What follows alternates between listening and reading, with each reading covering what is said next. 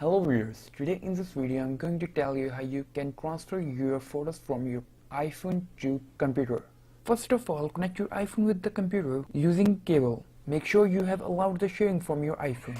After connecting the device, the menu will appear. Click on Open Device to your files. This is the internal storage of my iPhone. Open the folder. Now you have your images and everything on here.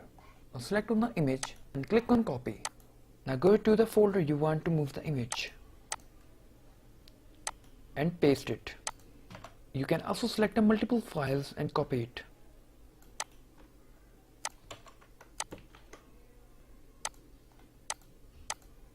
I hope you like this video. If you like this video, please like, share and comment on the video, and don't forget to subscribe to our channel and hit the bell icon to get more updates.